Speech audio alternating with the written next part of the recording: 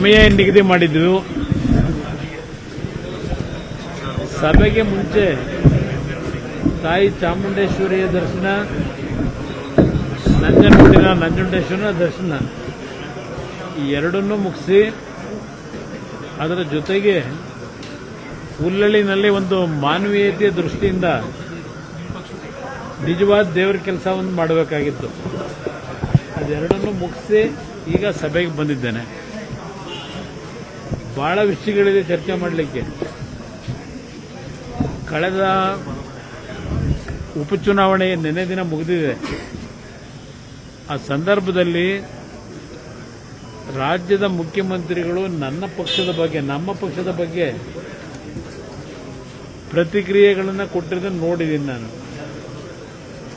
ದೆಹಲಿಯಲ್ಲಿ ಹಲವಾರು ನನ್ನ ಇಲಾಖೆಗೆ ಸಂಬಂಧಪಟ್ಟಂತ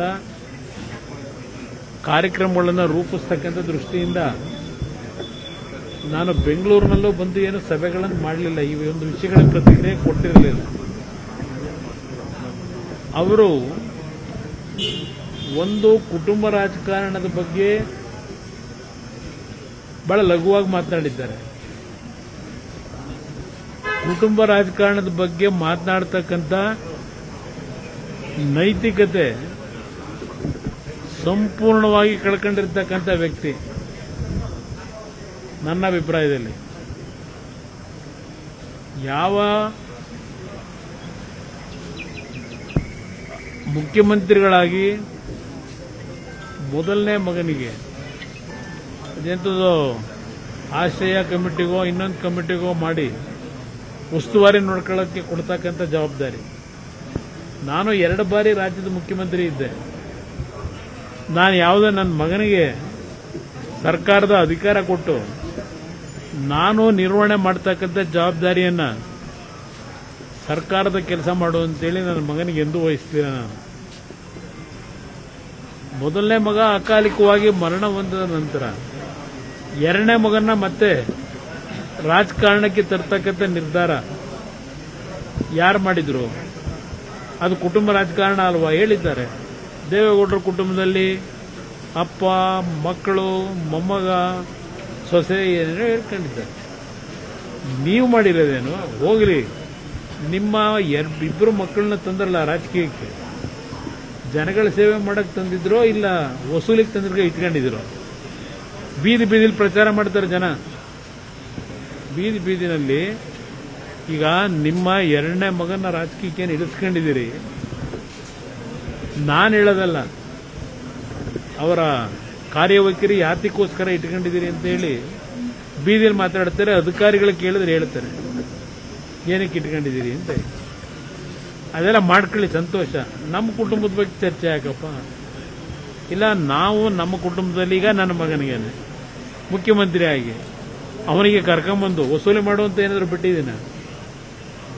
ರಾಜಕಾರಣ ಜನ ಬೇಕಾದಾಗ ಅವ್ರು ತೀರ್ಮಾನ ತಗೋತಾರೆ. ಈಗ ಅವರೊಂದು ಮಾತು ಹೇಳಿದ್ದಾರೆ, ದೇವೇಗೌಡರ ಕುಟುಂಬವನ್ನ ಜನ ತಿರಸ್ಕಾರ ಮಾಡಿಬಿಟ್ಟಿದ್ದಾರೆ.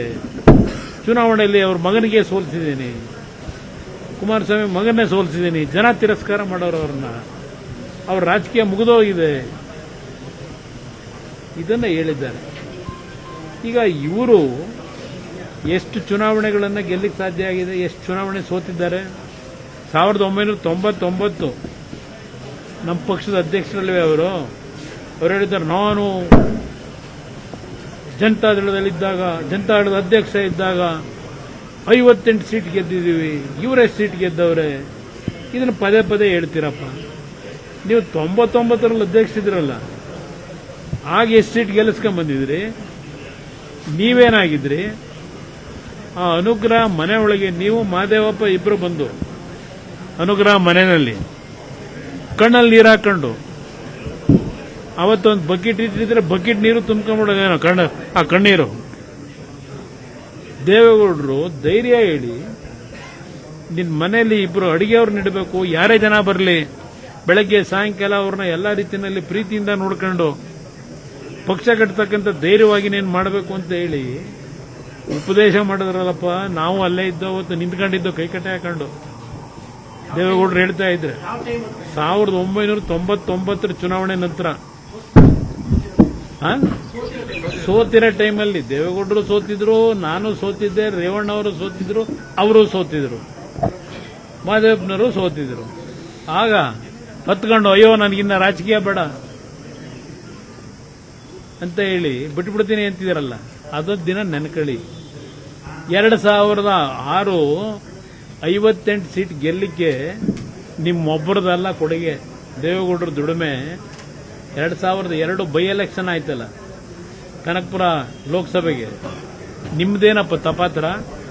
2002 ದೇವೇಗೌಡರನ್ನ ಗೆಲ್ಲಿಸಬೇಕಾದ್ರೆ ಲೋಕಸಭೆಗೆ ಆ ಹೋರಾಟದಲ್ಲಿ ನಾನು ಎಷ್ಟು ಶ್ರಮ ಹಾಕಿದ್ದೀನಿ, ಅದ್ರ 10% ನಿಮ್ಮ ಕೈಲಿ ಶ್ರಮ ಹಾಕಕ್ಕಾಗಲಿಲ್ಲ. ಅಲ್ಲಿ ಆ ಚುನಾವಣೆ ಗೆಲ್ಲಕ್ಕೆ, ದೇವೇಗೌಡರನ್ನ ಗೆಲ್ಲಿಸಲಿಕ್ಕೆ ನಾನು ಚುನಾವಣೆ ನಡೆಸಿರೋದು, ನನ್ನ ಕಾರ್ಯಕರ್ತರು ಚುನಾವಣೆ ನಡೆಸಿದ್ದದು. ನಿಮ್ಮಿಂದ ದೇವೇಗೌಡರನ್ನ ಲೋಕಸಭೆ ಕಳಿಸಕ್ಕಾಗಲಿಲ್ಲ. ಆಗ ನಿರ್ಭೀತ, ನಿಷ್ಪಕ್ಷಪಾತ, ವಿಶ್ವಾಸಾರ್ಹ ಸುದ್ದಿಗಳಿಗೆ ಮತ್ತೊಂದು ಹೆಸರಾಗಿರುವಂತ ನ್ಯೂಸ್ 18 ಕನ್ನಡ ಈಗ ಆಪ್ನಲ್ಲೂ ಲಭ್ಯವಿದೆ. ದಯವಿಟ್ಟು ಇಲ್ಲಿರುವಂತ QR ಕೋಡ್ ಸ್ಕ್ಯಾನ್ ಮಾಡಿಕೊಂಡು ಆಪ್ ಡೌನ್ಲೋಡ್ ಮಾಡೋದಕ್ಕೆ ಮರಿಬೇಡಿ. ನಿಮ್ಮ ಬೆಂಬಲ ಹೀಗೆ ಸದಾ ನಮ್ಮೊಂದಿಗಿರಲಿ. ಧನ್ಯವಾದ.